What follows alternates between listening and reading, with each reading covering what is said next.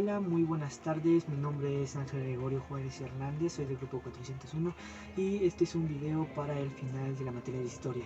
En este video vamos a hablar sobre mi visita a 5 lugares distintos, los cuales son el Cerrito de los Melones, la Catedral de Texcoco, la Casa de la Cultura, Molino de Flores y la primera escuela fundada por Pedro de Gante en el continente americano.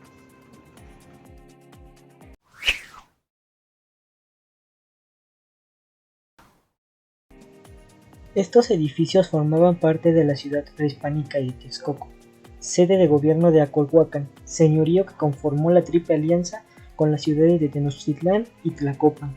Su época de esplendor fue durante el gobierno de Nezahualcóyotl, de 1431 a 1472. Desde el año 900 a.C.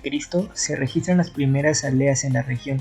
Luego, entre los años 100 a 700 después de Cristo, hay centros habitacionales, y del 950 al 1350 después de Cristo aparecen caseríos. Pero es entre los años 1350 a 1520 cuando se desarrolló la ciudad. Hoy solo ves un templo y restos de cuartos, pero de acuerdo a los escritos de los españoles hechos hace casi 500 años, Texcoco se comparaba en tamaño, complejidad y suntuosidad con la ciudad de Tenochtitlán. Se desconoce el origen del nombre de los melones. Una tradición oral menciona que este debe su designación a la semejanza entre el chilacayote y el melón, dado que aquel crecía de manera silvestre y abundante en el sitio arqueológico.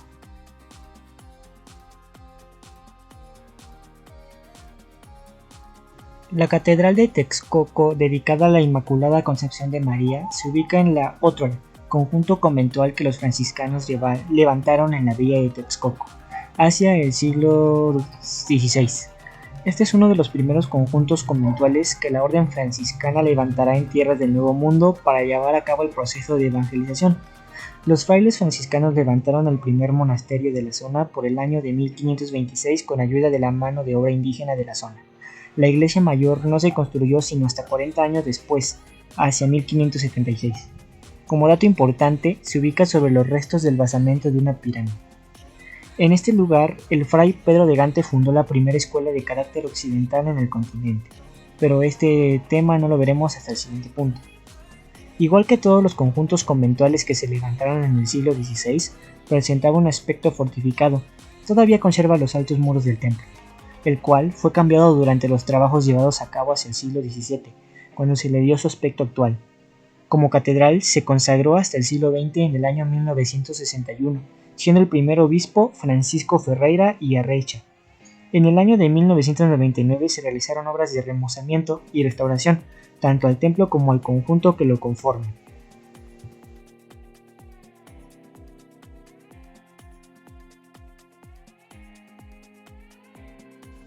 Después de la conquista, Cortés solicitó al rey que enviara religiosos a México para que convirtieran a los indígenas al cristianismo.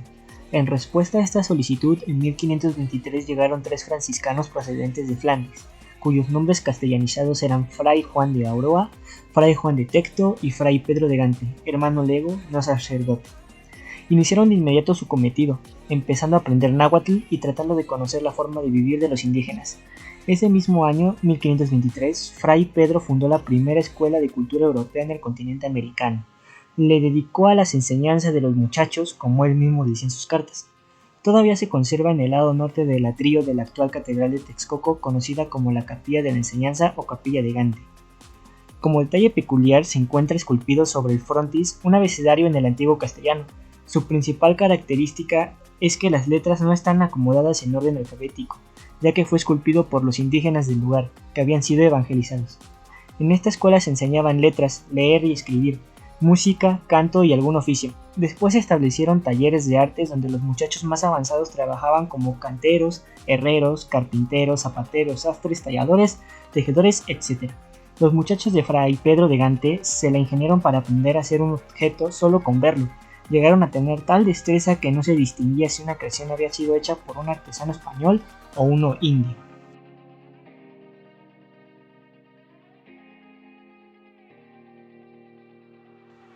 El inmueble conocido como Casa de la Cultura o Casa del Constituyente, ubicada en el número 215 de la calle Nezahualcóyotl, en el centro de la ciudad de Texcoco de Mora, es tal vez uno de los más emblemáticos de la ciudad, además de ser uno de los pocos edificios coloniales de uso no religioso que se mantiene en pie, desde su edificación a finales del siglo XVII, cuando fue concebido para albergar el Hospital de los Desamparados de la Orden de San Juan de Dios. La fachada es un buen ejemplo del llamado barroco texcocano. El 2 de marzo de 1974, el gobierno del Estado de México lo adquiere para conmemorar la primera legislatura local de 1824, encabezada por el doctor José María Luis Mora. Es ahí donde adquiere el nombre de Casa del Constituyente. La historia reciente del inmueble es difusa y variada. Hay versiones que afirman que durante las batallas revolucionarias de octubre y noviembre de 1913, la Casa del Constituyente se convirtió en cuartel.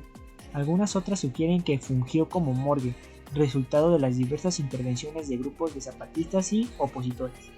Es hasta los años 20 en el que la Casa del Constituyente se convierte en un cine tal y como consta de una fotografía de la época. El proyeccionista José María Vargas aprovechó la sala donde sesionaban los constituyentes para dar un programa de películas mudas acompañadas de una penúa. En los años posteriores el inmueble tuvo diversos usos: tapicería, tienda miscelánea, bodega de tapetes Luxor, casa particular, destacando entre todos ellos ser la primera sede de la Escuela Secundaria Federal Ignacio Ramírez, ESFIR, de 1938 a 1939. Los últimos propietarios fueron Antonio Rey Quintero y su esposa Elena Félix Fernández del Rey, quienes vendieron la casa al gobierno del estado en 1974 para convertirla en el Centro Cultural Casa del Constituyente.